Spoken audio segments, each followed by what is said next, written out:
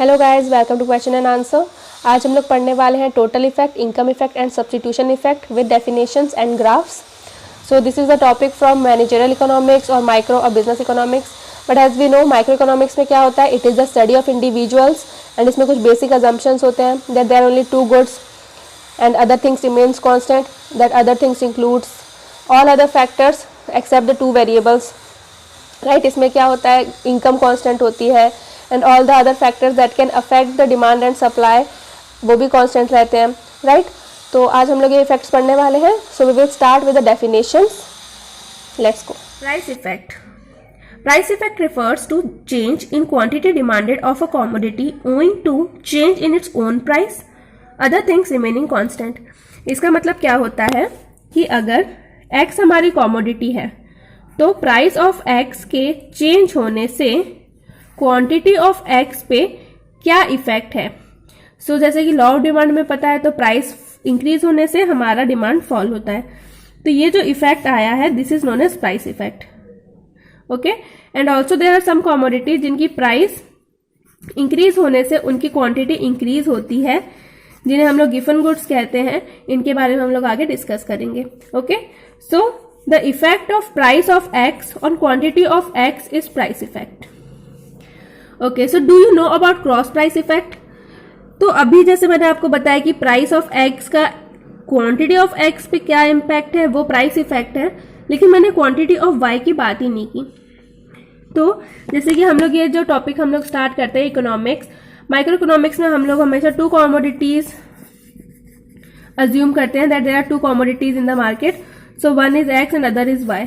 तो price of X का quantity of Y पे क्या इम्पैक्ट है, that is cross price effect. Cross price effect का इसमें कोई रोल नहीं है, but that was related somehow with the price effect. That's why I thought that I should tell you about the cross price effect as well. So price of x और quantity of Y पे जो भी impact पड़ेगा, that is cross price effect. तो ये दो commodities जो होंगी, या तो वो सब्सटीट्यूट होंगी लाइक टी कॉफी, या वो कॉम्प्लीमेंट्री होंगी like bread and butter. Okay, so price of X का क्वांटिटी ऑफ वाई पे जो भी इम्पैक्ट पड़ेगा, that is known as cross price effect. इसको हम आगे डिस्कस नहीं करेंगे बिकॉज आज का हमारा टॉपिक है टोटल और प्राइस इफेक्ट, इनकम और substitution effect, right. Okay, so income effect.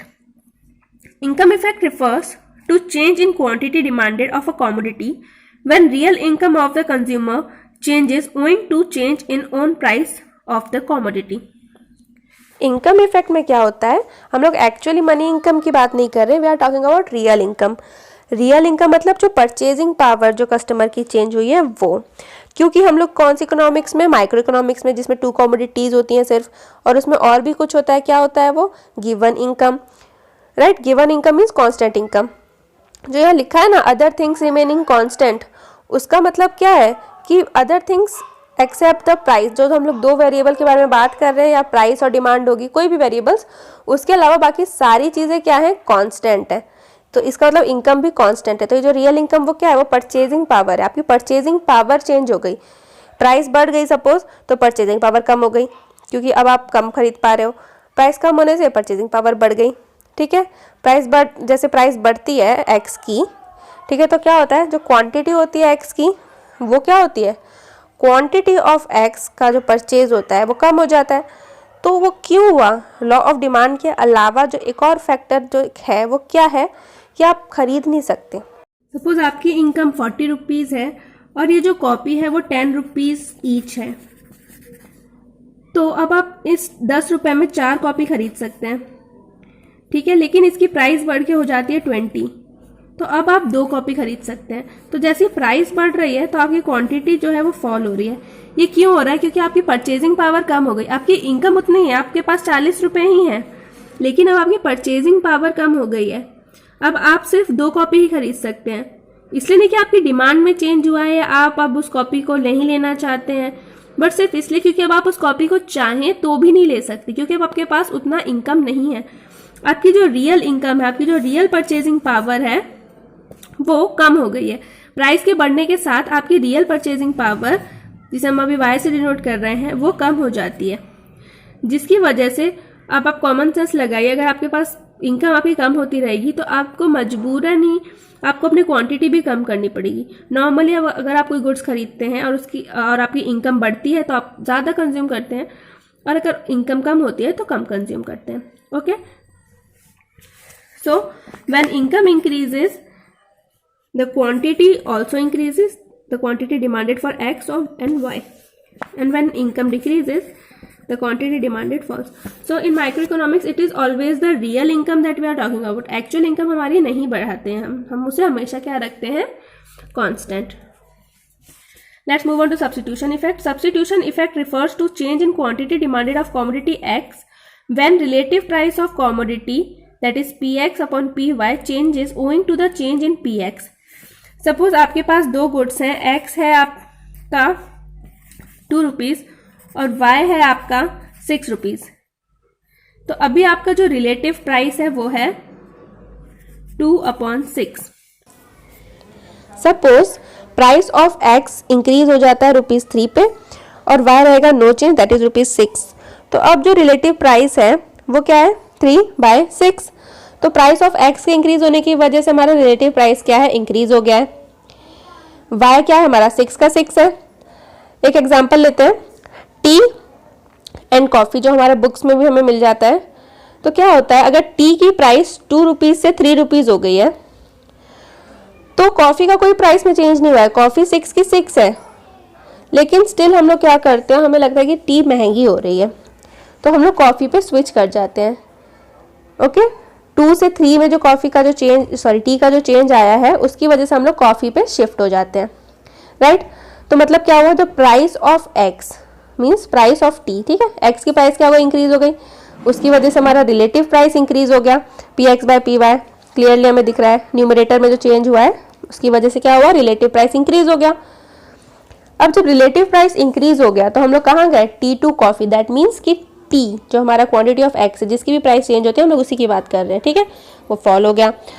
सो ये जो इफेक्ट है दैट इज सब्स्टिट्यूशन इफेक्ट, जो रिलेटिव प्राइस की वजह से क्वांटिटी पे आता है, that is what, substitution effect. Okay, so the crux is जो रिलेटिव प्राइस का इफेक्ट आता है क्वांटिटी पे दैट इज सब्स्टिट्यूशन इफेक्ट, जो रियल इनकम का इफेक्ट आता है that is income effect, and जो प्राइस का इफेक्ट होता है क्वांटिटी पे that is price effect.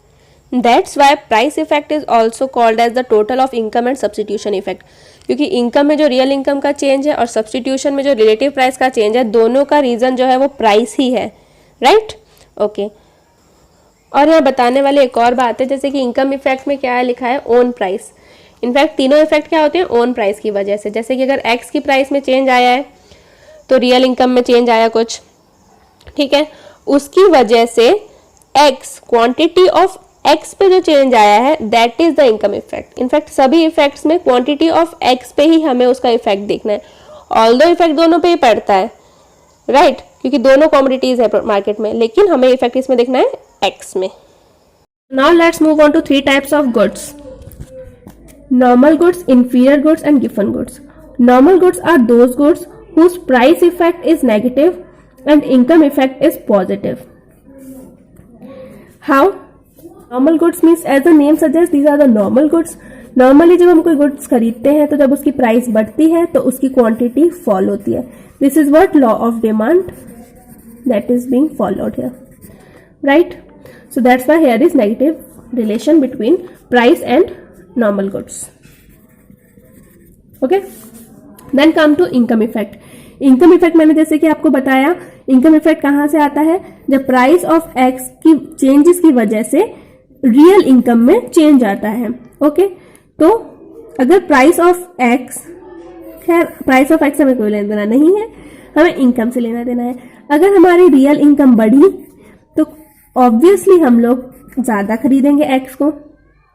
Y के साथ क्या हो रहा है वो हमारे इनकम इफेक्ट का कंसर्न नहीं है, ऑल्दो जब भी इनकम बढ़ती है तो उसका इम्पैक्ट दोनों गुड्स पे पड़ता है, एक्स पे भी और वाई पे भी। लेकिन क्योंकि हमारा कंसर्न जो हमारा इनकम इफेक्ट होता है that talks about income, the change in the real income, and this is the change in real income, and it talks about the change in the quantity of x. जिसकी price change होती है ना उसी की quantity के बारे में वो बात करता है। तो इसीलिए हम लोग y के बारे में इनकम इफेक्ट में अभी बात नहीं करते हैं, हम लोग सिर्फ x के बारे में बात करते हैं। वैसे ही हम लोग यहाँ पे प्राइस इफेक्ट में जैसे हम लोग x के बारे में बात कर रहे थे। Now come to substitution effect. अच्छा, यहाँ मैंने बताया नहीं कि देखिए y किस डायरेक्शन में है, अपवर्ड डायरेक्शन में है, x भी किस डायरेक्शन में, upward. That's why there is positive relationship between income and normal goods. Now substitution effect. Substitution effect क्या होता है? सब्स्टिट्यूशन इफेक्ट वो होता है कि अगर प्राइस ऑफ एक्स बढ़ गई तो उसका क्वांटिटी ऑफ एक्स पे क्या इम्पैक्ट पड़ा। क्वांटिटी ऑफ एक्स आपकी रिड्यूस हो जाती है और आप उसकी जगह क्वांटिटी ऑफ वाई खरीदते हैं। आप अपना जो डिमांड है वो एक्स से वाई में स्विच कर देते हैं। That's why substitution effect is always negative, क्योंकि आप जब एक्स की प्राइस बढ़ती है तो आप एक्स की डिमांड को कम कर देते हैं। ये तो मैंने आपको सिंपल वर्ड्स में बताया, बट एज पर डेफिनेशन क्या बोला जाता है कि रिलेटिव प्राइस क्या जो चेंज है उसका क्वांटिटी ऑफ एक्स पे क्या इफेक्ट आता है, व्हाट इज द इफेक्ट। तो ऑब्वियसली अगर न्यूमरेटर इंक्रीज होता है तो ये रेशियो इंक्रीज होता है। ये इसमें हल्की सी मैथ्स थी इधर, ठीक है। न्यूमरेटर इंक्रीज होने से रेशियो ऑब्वियसली इंक्रीज होता है, क्योंकि ऊपर वाली चीज इंक्रीज हो रही है तो ये ज्यादा होगा, ये रेशियो भी ज्यादा होगा। तो जब ये रेशियो ज्यादा होता है तो क्वांटिटी ऑफ एक्स फॉल होती है, और जब न्यूमरेटर फॉल होगा तो ऑब्वियसली रेशियो भी क्या हो जाएगा, फॉल हो जाएगा। तो क्वांटिटी ऑफ एक्स क्या हो जाती है, बढ़ जाती है, ठीक है। तो बेसिकली आप ये याद रखिए कि जब भी प्राइस ऑफ एक्स बढ़ जाता है तो हम लोग क्या करते हैं, उसकी क्वांटिटी डिमांड को रिड्यूस करके दूसरे पे स्विच कर जाते हैं। उसके सब्स्टिट्यूट जो अवेलेबल होते हैं ना मार्केट में, हम लोग उस पर स्विच कर जाते हैं, ठीक है। That's why there is a negative substitution effect. And substitution effect हमेशा ही नेगेटिव होता है। या मैंने गलती से पॉजिटिव लिख दिया था फॉर इंफीरियर एंड गिवन, but substitution effect is always negative. Okay, so let's come to inferior goods. Inferior goods क्या होते हैं? Inferior goods are those goods that you buy only because your income is less.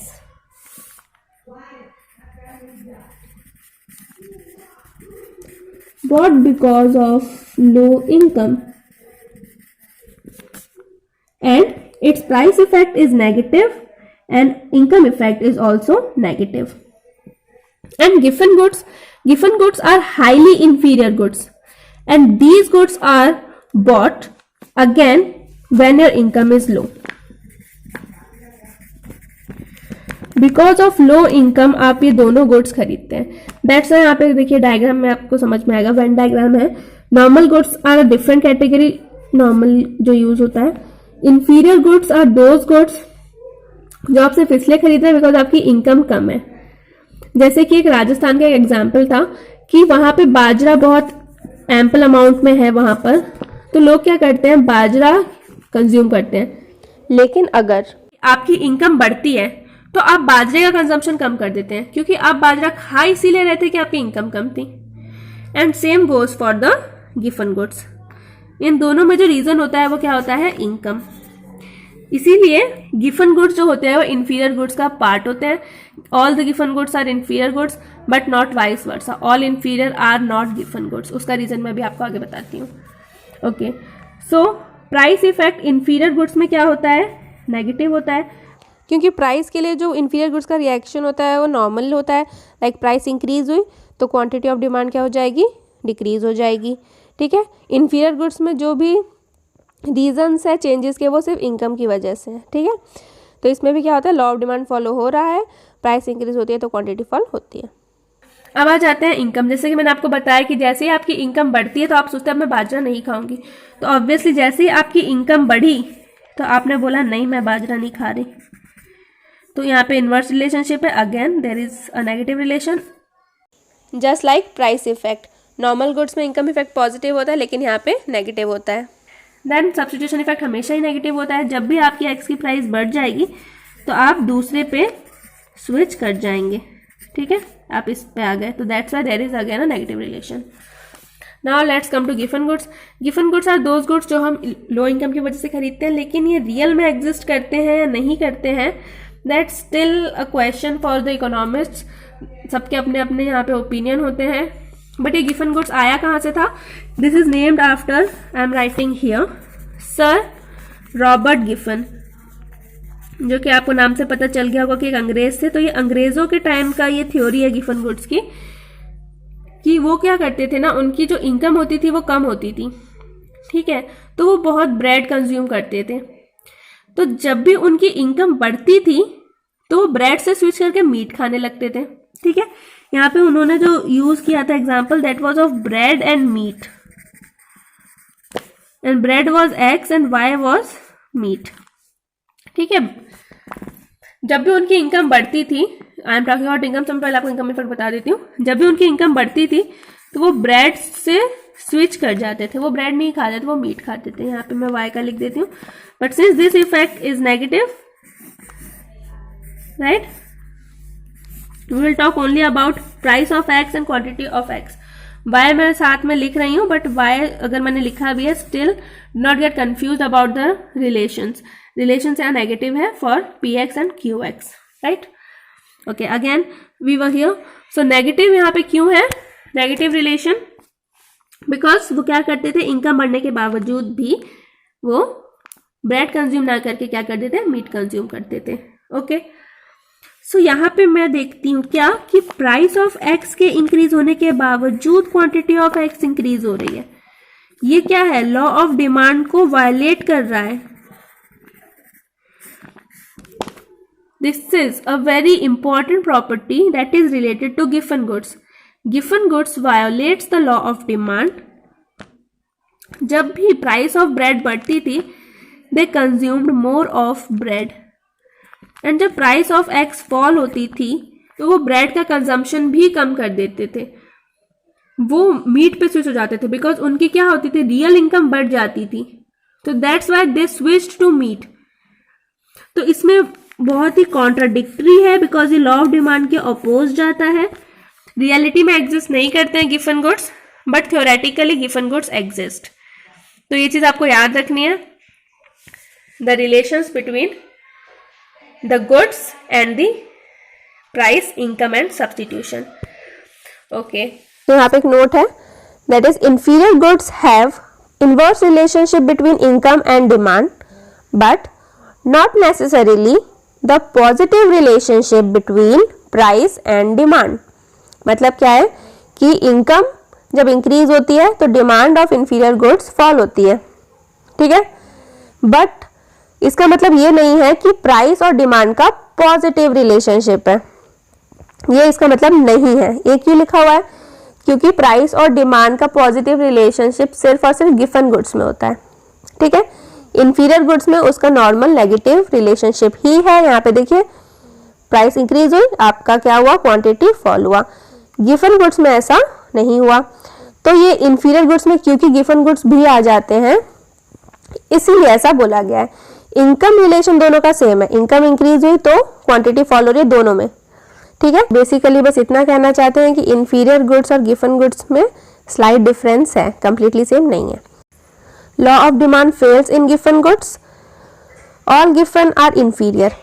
क्यों? क्योंकि उनका income और demand relationship जो है वो इनवर्स है, दोनों का ही इनवर्स रिलेशनशिप है, बिकॉज आप इनकम, लो इनकम की वजह से गिफन और इंफीरियर कंज्यूम करते हैं।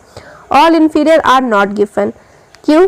क्योंकि इंफीरियर गुड्स का प्राइस इफेक्ट जो है वो नेगेटिव होता है, लॉ ऑफ डिमांड फॉलो करता है। Giffen goods law of demand को अपोज करता है, ठीक है।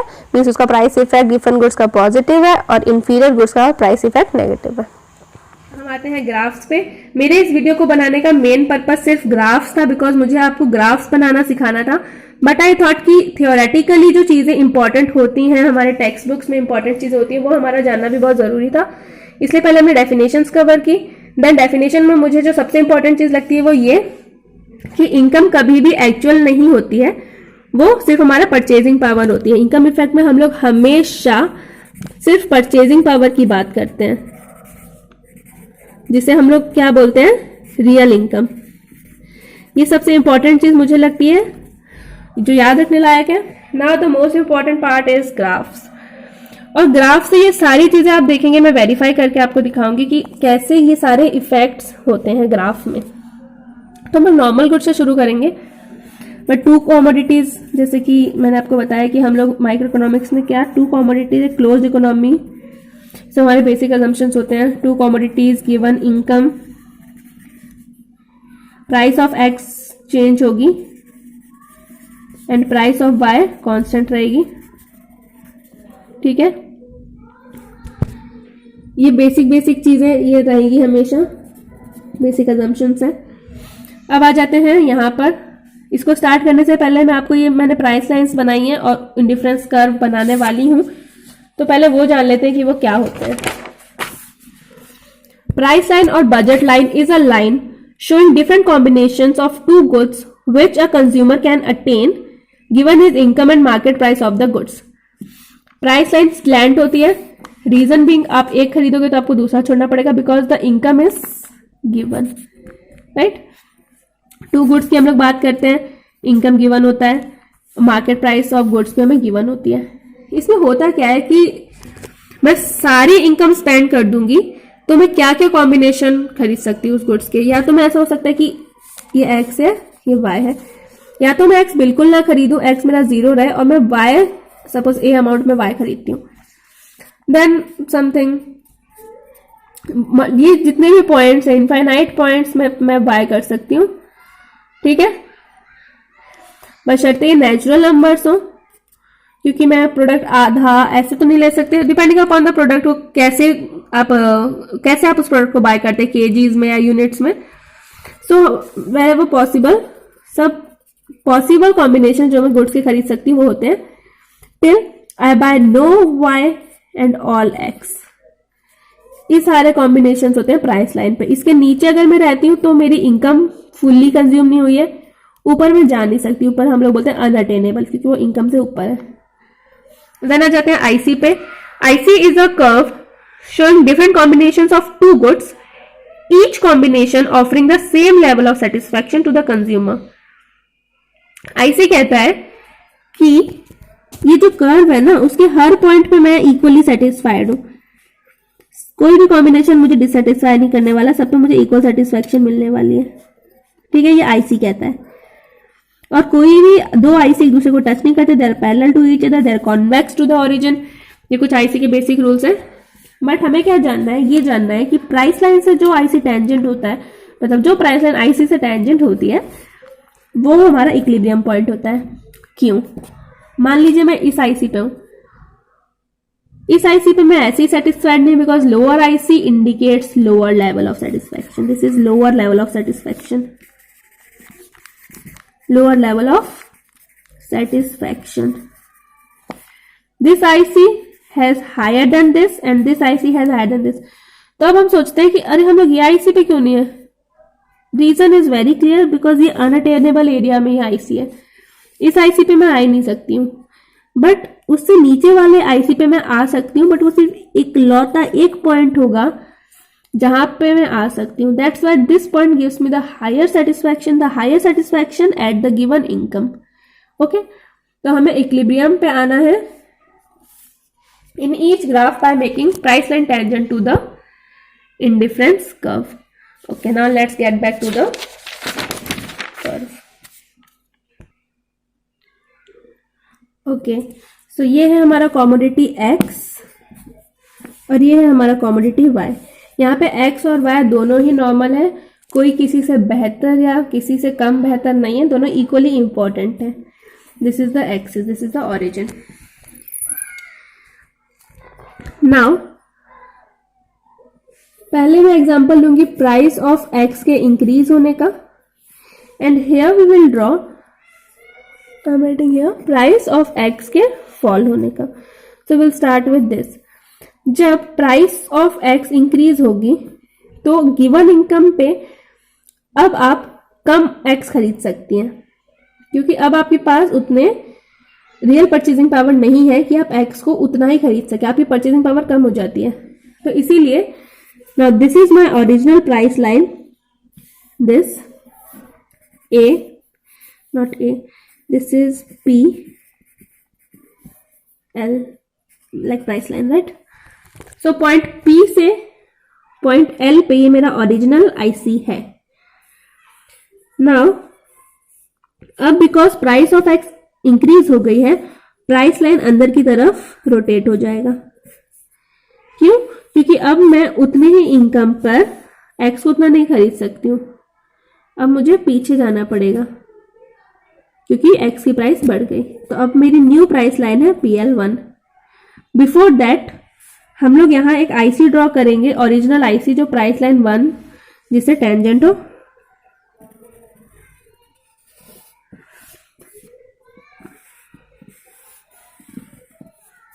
आई सजेस्ट कि आप कॉपी को थोड़ा रोटेट करके आईसी बनाए, but I am holding camera at one hand, so I am trying to make it as better as I can.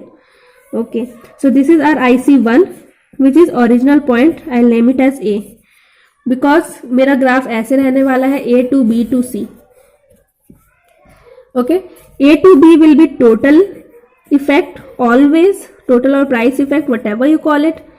B to C graph बनाने का जो तरीका होता है वो क्या होता है कि आप पहले एक टोटल इफेक्ट दिखाते हैं। टोटल इफेक्ट हम लोग अभी करके दिखाते हैं।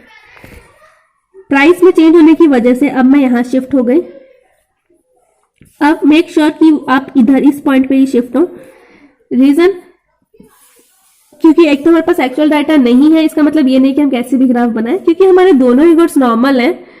तो हम लोग जब भी प्राइस में इंक्रीज सपोज आता है तो हम लोग इक्वली पीछे जाएंगे बिकॉज हमारे नॉर्मल गुड्स है, कोई गुड्स किसी से एक्स्ट्रा इंपॉर्टेंट नहीं है हमारे लिए। तो इसीलिए मेक श्योर कि आप यहाँ, आप सपोज पीछे जाने के चक्कर में आईसी ऐसे बना दें जस्ट फॉर एग्जांपल, तो ये गलत होगा क्योंकि आप पीछे तो गए हैं प्राइस इंक्रीज होने की वजह से, but still your point of equilibrium is not okay, right. So make sure that आप ए के जस्ट बगल में ही बी को प्लॉट करेंगे like this. This is my IC2 A to B, मैं नीचे प्लॉट कर देती हूँ। This is the total effect, total और प्राइस इफेक्ट। अब आपसे क्वेश्चन क्या पूछता है, इनकम इफेक्ट बताओ या सब्स्टिट्यूशन इफेक्ट बताओ। तो ये बताना थोड़ा सा ट्रिकी होता है, इसीलिए हम लोग क्या करते हैं, हमें एक चीज पता है और वो चीज है that total effect is a combination of income and substitution effect. Okay, तो अब मैं टोटल में से इनकम को माइनस कर दूंगी और मेरा सब्स्टिट्यूशन इफेक्ट आ जाएगा। अब मैं इसमें से इनकम को कैसे हटाऊं, उसके लिए हम लोग क्या करते हैं, इनकम का हमें इफेक्ट दिखाना है। जब प्राइस इंक्रीज हुई होगी तो हमारा परचेजिंग पावर क्या हुआ होगा, कम हुआ होगा, राइट। अब इसको हम लोग क्या करेंगे, compensate. This is a really important part क्योंकि इसी से हमारा इनकम इफेक्ट निकल के आने वाला है। हम लोग अब इसे कॉम्पनसेट करेंगे कैसे, रियल इनकम को बढ़ा के, हाइपोथेटिकली। ओके, इनकम बढ़ती है तो क्या होता है, प्राइस लाइन के पैरेलल एक और प्राइस लाइन बनती है। वो क्यों, क्योंकि हमारी इनकम जो होती है वो दोनों क्वांटिटीज पे इंपैक्ट करती है, राइट। इसीलिए हमारी इनकम जस्ट एक पैरेलल लाइन क्रिएट करेगी। तो इसके पैरेलल हम लोग, क्योंकि इनकम बढ़ा रहे हैं तो हम लोग फॉरवर्ड एक पैरेलल लाइन बनाएंगे। ओके,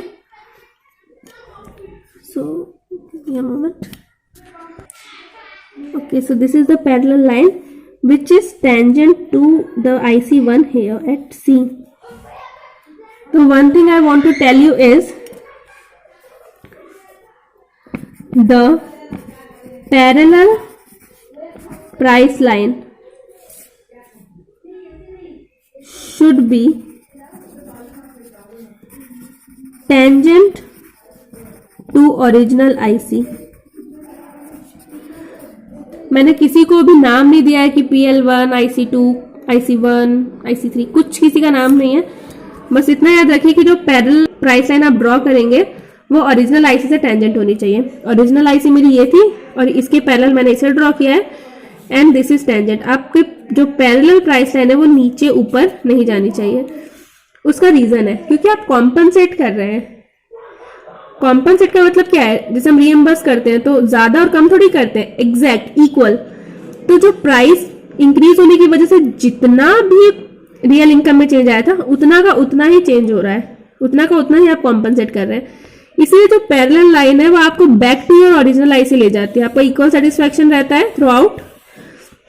और इस इक्वल सेटिस्फैक्शन में बट आपका जो कॉमोडिटी का कॉम्बिनेशन है वो चेंज हो रहा है because of your price line. आपका प्राइस लाइन अब ये जो था उससे ये हो गया है, राइट।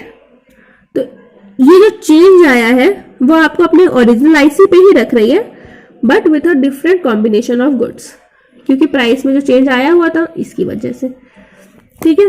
तो B2C जब हम लोग जाते हैं तो वो होता है हमारा इनकम इफेक्ट, और जो बच गया that is A2C is your substitution effect, okay.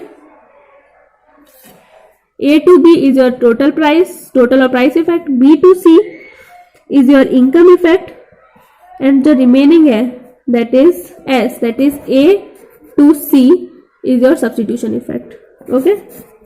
A2C is your substitution effect.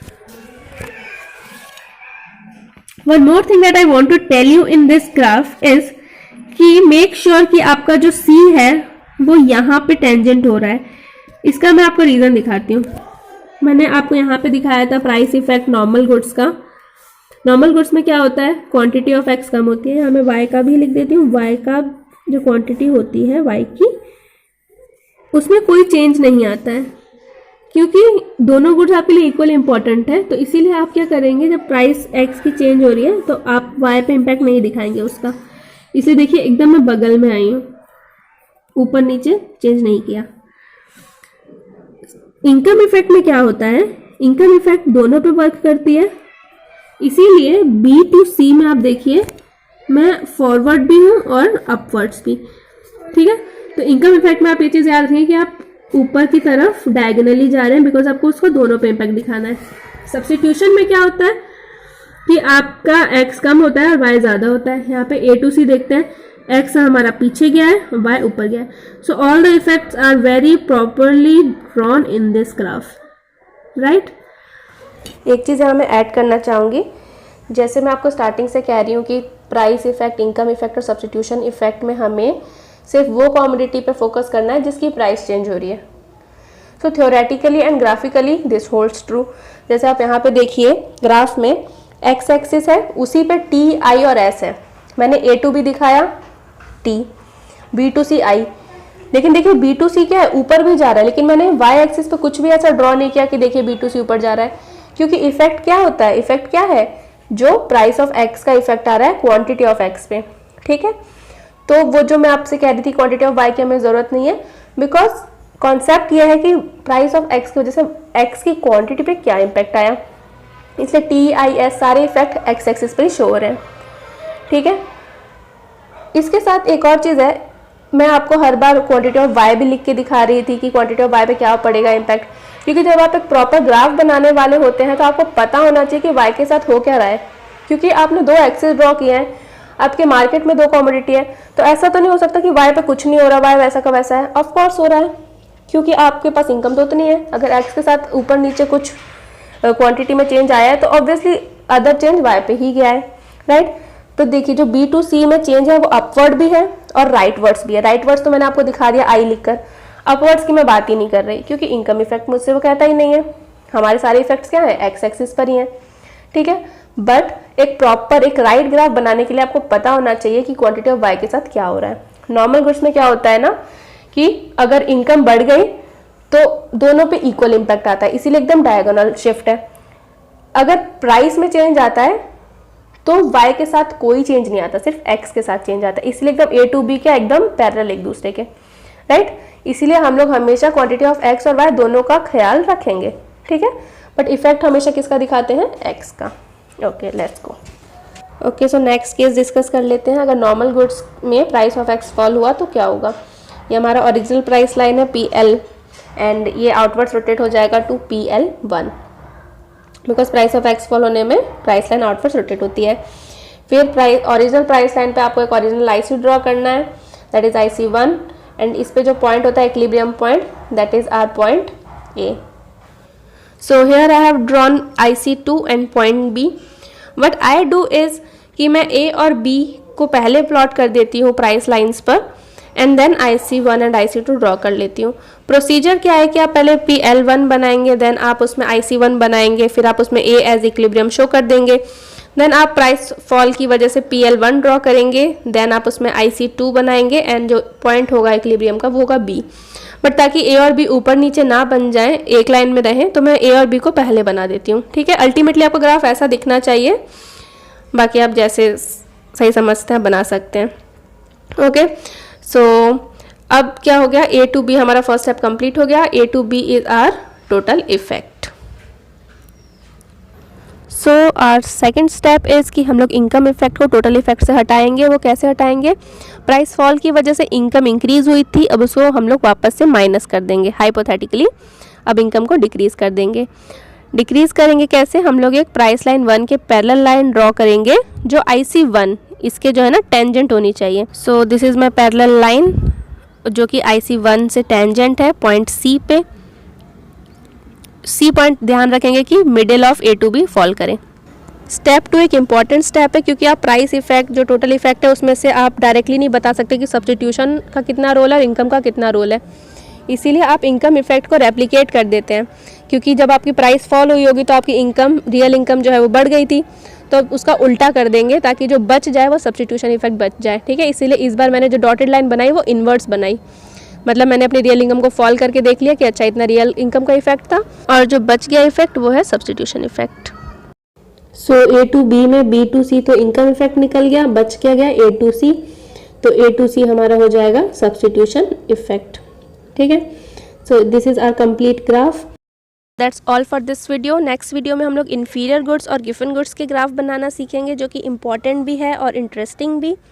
साथ में हम लोग क्वांटिटी ऑफ Y का मूवमेंट भी सीख लेंगे कि वो A to B और B to C का मूवमेंट कैसा शो होता है ग्राफ में, एंड शॉर्ट ट्रिक सीख लेंगे जैसे कि नॉर्मल गुड्स में होता है TIS और TSI, तो बाकी दोनों गुड्स के भी हम लोग वो सीख लेंगे। And let me know in the comment section if you have any doubts और if you like this video और नॉट। Bye bye.